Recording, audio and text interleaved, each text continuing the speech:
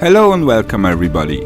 Since the new Thunder Charms, a new age has dawned for the Cold Sorceress. So in this guide we will have a look at different skill and budget classes, talk about gameplay details, and of course there are also useful tables and overviews. Here we go. First, stats and skill points. We need enough strength for the equipment, all remaining points go into vitality.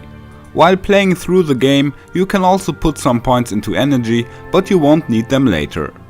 In the skill tree, we activate the usual skills with 1 point each: Warmth, Teleport, Static Field and Frozen Armor. All other points go into the main skills, and there we have several options. Variant A is the Blizzard build. We skill out Blizzard and all reinforcing synergies. In addition, the Cold Mastery is activated as soon as available and also skilled up.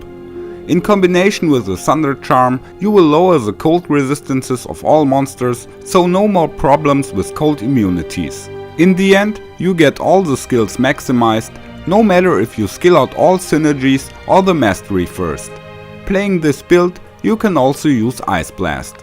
This skill tree is recommended for low to medium budget. Here you get out the maximum damage of Blizzard and also work mainly with this attack. Variant B uses Frozen Orb, so here Frozen Orb and Ice Bolt as well as the Cold Mastery get skilled out first. Afterwards you also raise Blizzard to 20 and put the remaining points into its synergies. This skill tree is also suitable for low to medium budget and nice for players who prefer to work with Frozen Orb and just use Blizzard secondarily. Variant C goes to Frost Nova, which is of course maximized here, plus the two synergies Blizzard and Frozen Orb. The Cold Mastery needs at least about 10 points, you can also skill it out at the end. But since negative resistances are capped at minus 100% for both monsters and players, you won't need more than minus 195% resistances. That's the case at skill level 36. With strong gear, that can be reached without too many hard skill points. Then Ice Bolt is maxed out, so Frozen Orb also gets the maximum damage and Blizzard gets stronger too. Another option is to put some more points into Warmth to regenerate mana faster. I recommend this skill tree when you start to move from the middle budget to some high-end gear. For the Frost Nova, faster cast rate becomes important and we need strong items and many plus skills to get out some decent damage. Here you can see an overview to the damage development of the different main skills. Blizzard has 2 entries for 1 or 3 synergies skilled out.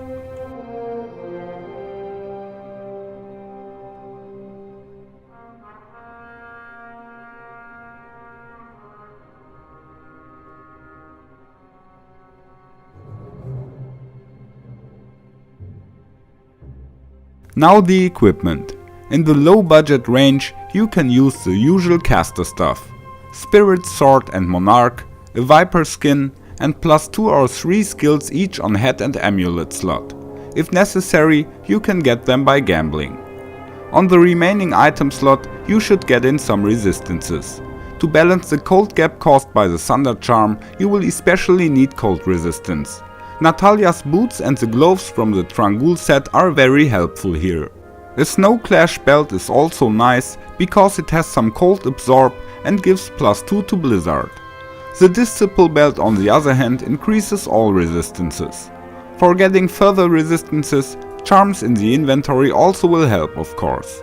Wearing cheap gear you can reach a total of plus 10 skill levels yet, which means that your main skills will be around skill level 30. Moving towards medium budget, items like Harlequin Crest, Arachnid Mesh, Mara's Amulet or Heart of the Oak come into play. Further skill points can be gained by Stone of Jordan, Cold Skillers, Hellfire Torch and so on. So you can get a total of plus 15 to 20 skill points for a total skill level of 35 to 40. You can still push your damage with some nice rolled armors. Plus 15% cold damage and 3 points to the skill you use would be delicious.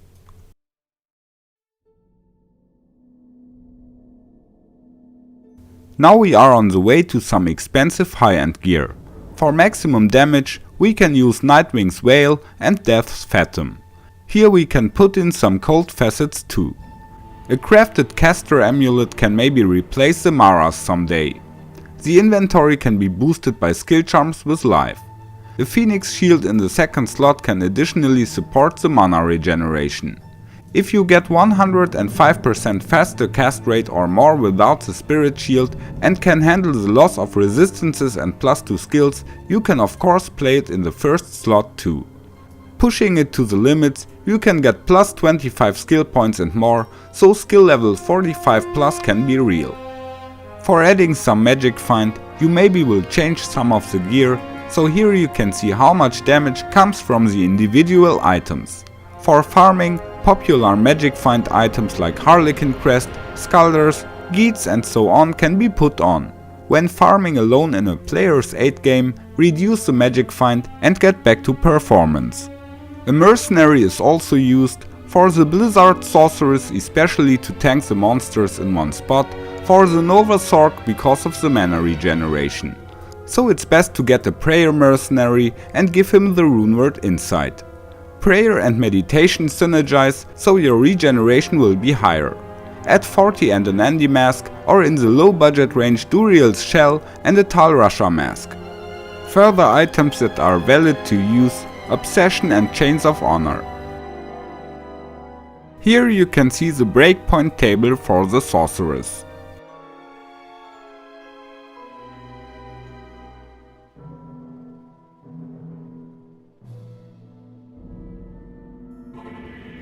A few words about the gameplay as well. The Cold Sorc can generally use her Blizzard over distance, especially some places are very great for it. Mephisto can be killed very easy if you lead him to the edge of the blood-filled trench, teleport over and go on enough distance. Then he doesn't attack you but stays there, so that you can take him out very easy using Blizzard. For the waves in the throne room, you can always precast the Blizzard right before the monsters spawn. Similar to the FOH Paladin, the Sorceress can also use the shown map structure in the Chaos Sanctuary to destroy the Infector of Souls from the safe position. Wherever it becomes too dicey, the Sorceress can teleport along and leave a Blizzard standing. Blizzard has a casting delay of 1.8 seconds, which is not reduced by a higher casting rate.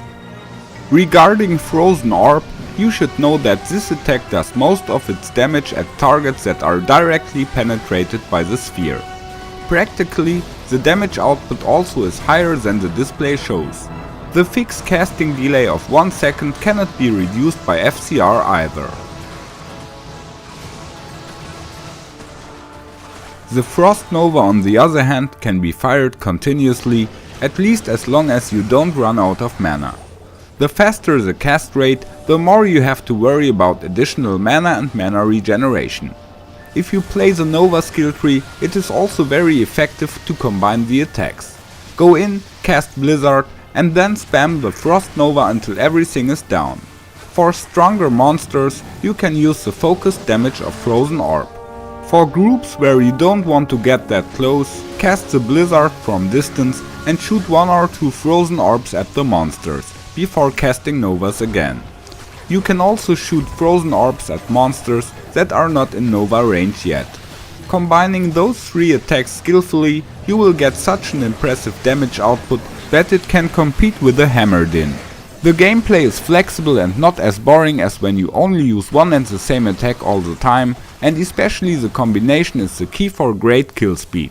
So in my opinion, the skill tree I declared as variant C is the best Sorceress build of all time.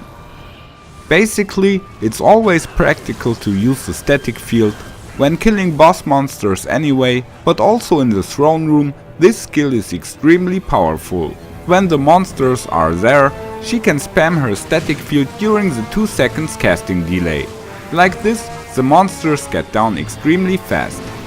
By the way, the best proof that the new Thunder Charm working together with the Cold Mastery does an excellent job you can see when you are in the ice caves in Act 5. Even those extremely cold resistant frost creatures are destroyed in no time.